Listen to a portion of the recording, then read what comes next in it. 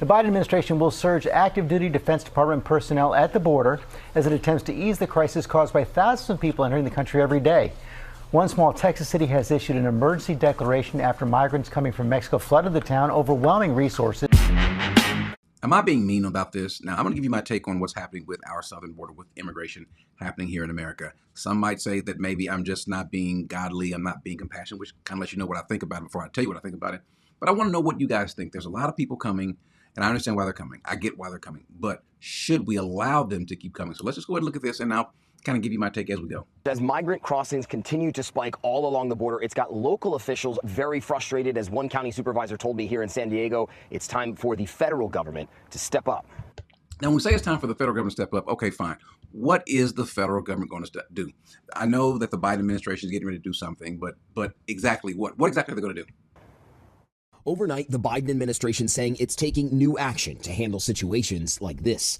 Thousands of migrants arriving daily at the U.S. southwest border. Do you all remember there was a time when people would come to the country and you would catch them kind of just hiding, ducking, hiding behind either rocks or under some overgrown grass? They were trying not to be seen. Now they don't care.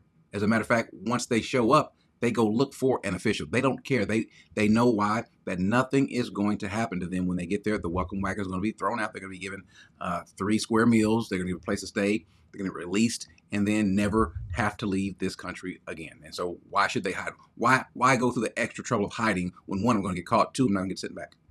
This group just a small part of the roughly 7,000 people local officials say have crossed into the small town of Eagle Pass, Texas. That's a problem. That is a problem. And now I've got a pretty easy solution. And I think this is one that we all thought was the solution, but it's not being effective or actuated. But you got all these people sitting here. First of all, Eagle Pass is not a big place. A lot of these little border towns are not very big places. And there's a reason why there's no large cities except for El Paso. And if you go to El Paso, you might think that you're not even in America. I mean, because the common language there is going to be Spanish, because a lot of people there come from other parts of South America, Mexico, Venezuela, and so forth. And so if you just go to El Paso, you'll see that. But should we be compassionate? Should we just listen? Come one, come all. We'll take you in. We'll do the very best we can because we love you, and doggone it, we're going to be neighborly. And now the administration says it's sending a surge of active duty Department of Defense personnel to the border, including 800 active duty members, in addition to the 2,500 already deployed to assist Customs. Now, my question is this. Okay, you send all these people from the Army, active duty. I don't care if they're active duty or reserves. It doesn't really matter. What are you going to do?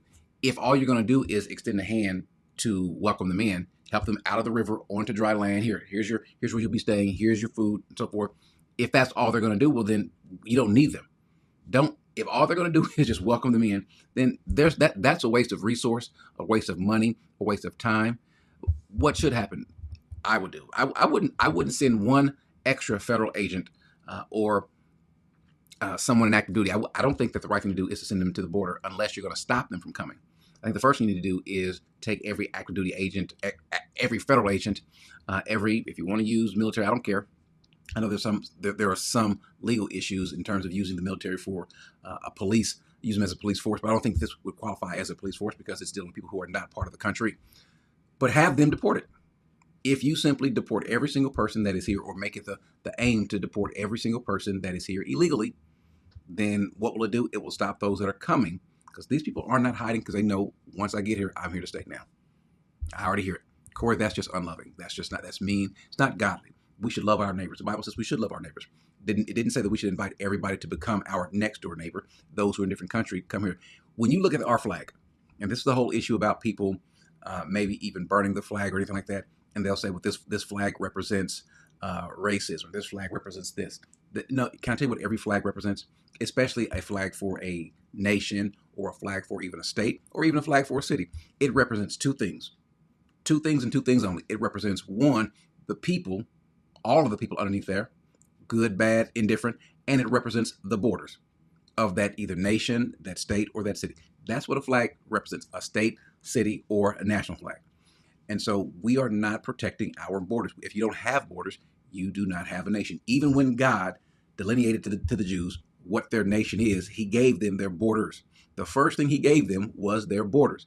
He didn't give them a flag. He didn't give them their rules governing. He told them this is what your borders are going to be. And so if we kind of blur the lines and say anyone can be part of it, because also what God did was put everyone that's not a part of your nation out. Now, if a person wants to come and be a part of, in this case, Israel, they could have. What would they have to do? They would have to submit to the God of Israel. Unfortunately for them, though, even the Jews didn't submit to the God of Israel. That's a whole other story. But if people come to this country, you should submit to becoming an American. Not a Mexican American, not a Venezuelan American, not even an African American, not a Chinese American, just an American. Someone from that country or this ethnicity who happens to be an American first. Not coming with your flag, but that's a whole nother rant for me. But I would simply just set the people that are here. I think the best thing to do is to send them back. I don't care if it's man, woman, boy, girl, it doesn't really matter to me. You have to leave. Customs and Border Protection. This as the number of migrant crossings has spiked in recent weeks. This train carrying hundreds of migrants arriving just south of El Paso, Texas, near Ciudad Juarez. These people literally have a free ride. I mean, literally a free ride into the country. Again, no one's hiding it. Let's jump this train. No one's putting them off the train. Come on. They braved the journey just one day after officials had temporarily shut down those trains after a half-dozen migrant deaths were reported. With so many migrants arriving to the border, NGOs and local resources are strained. Now, that's the point. That particular clip right there, that's all. Immigrants are welcome. We're not going to leave one immigrant alone. Here, come here. We have a table set up. We have booths set up for you. Come sign up and we'll get you where you need to go. And then you heard how places like New York and places like Chicago, they're having a problem dealing with. Now, these are large cities. We're talking about the largest city and the third largest city in America, and they're complaining about not having space, not having resources to deal with them. But it wasn't a problem when the smaller cities in Texas, who are nowhere near the size of New York or Chicago, when they have a problem, now it's okay to let these people come in. It's okay. We are a sanctuary city then, but now no more, because now they get a taste of what everyone else on the border is starting to see. And so now they're bothered by it, and they're saying, well, we could fix this. We could alleviate this problem by giving them jobs, giving them the ability to go work. Wait a second. Don't we have Americans here who need jobs, who need food, who need a place to stay? If you're not going to take care of your own people, then you are the worst kind of government. That's just my take. Now, again, maybe I'm just a big meanie. I'm an uncompassionate Christian. But can someone help me to see where I'm wrong? Strained, forcing Border Patrol to release thousands of migrants onto the streets here in San Diego County. Wonder where those migrants are going to go. You think when they're released, they're coming back? They're not coming back. Why would you?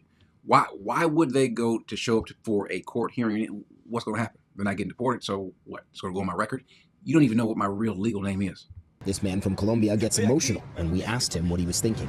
He says he's here now, and that was his goal, but he had to leave his family behind. Obviously, that's hard. Well, my suggestion is let's fix it. Let's reunite him with his family. I'm not leaving. That's just me. Now, granted, I can say it's not me because I haven't been in a situation. And yes, I'm fortunate to be from this country, but I'm sorry. I don't think the answer is to come to this country. Deal with that country. We send enough aid to that country, more than likely. But if he wants to be with his family, I say with him and everyone else, send him back. It used to be that you couldn't catch someone who's an illegal alien to show up and put their face on TV out of fear of being deported. But there is no fear of being deported. That's the problem. Every migrant we spoke to here looking for a better life, but they are making life harder for local officials.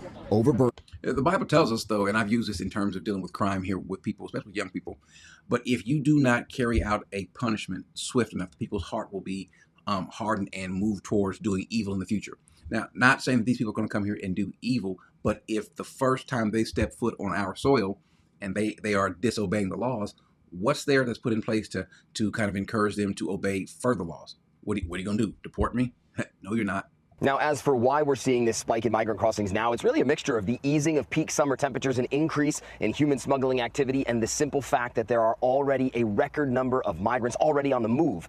A couple things with what you just said. First of all, if you see the media actually reporting this and having an issue with this, that must mean it really is an issue, because the last thing we know the media wants to do is to portray the border as chaotic. And it was just a few years ago when you had certain people, the news anchor, the guy from CNN, who goes to where the fence is and says he doesn't see a problem. There's no emergency here. There's no surge here because you're standing at the place that keeps them from coming in. But over these places, notice where they're crossing at a place where there's no fence. But when they say that the reason why there's a surge is because of the decrease in temperature and so forth, well, no, because we just broke a record, and this was during one of the hottest times of the year. And so they're coming because others have come. The word is out. The word is out down in Venezuela. The word is out down in Guatemala. The word is out in El Salvador and in Mexico still. The door's open. Come one, come all. And listen, if you need a ride, we got a ride. We can direct you to the nearest train that's heading north. To me, I think the right thing to do, even as a nation, is to deal with this, send people back, make people respect the laws. If they're not going to respect the laws, but you can change the laws, we see this happening everywhere. For me, this is bothersome, this is unsettling, and I'm addressing it only because it's one of these issues that it's front and center. Everyone is speaking about it. And so how should a Christian feel? Should a Christian feel like, yeah, we should let them in? No, I don't think a Christian should necessarily feel that way. Now, if you feel that way, you're not unchristian for feeling that you should keep them. You're not unchristian, I don't think, for feeling that you should send them back. Personally, I say send them back. That's what the rules state. Every other nation, even these countries that they're leaving, they have their own border policies, and they will not let you in, which, by the way, tells us something about Mexico. Why are you even letting these folks come through? You will enforce your own border policies if they're coming to your country, but if they're coming through your country to ours, you're not going to enforce it. A bit hypocritical, and I think that maybe Mexico needs to bear some of the responsibility as well. But as a country, they can only come if you let them. They're not breaking down the doors to get into Canada. And oh by the way, if you're Haitian and you come to this country and they find you here, you're getting deported. Deport everybody else. If you're going to be fair across the board, deport everyone else. But again, I'd be interested for you. Is there a biblical mandate to tell us that we need to let these people in? I'd love to hear what you guys have to say. So I'd look forward to hearing your comments in the comment section.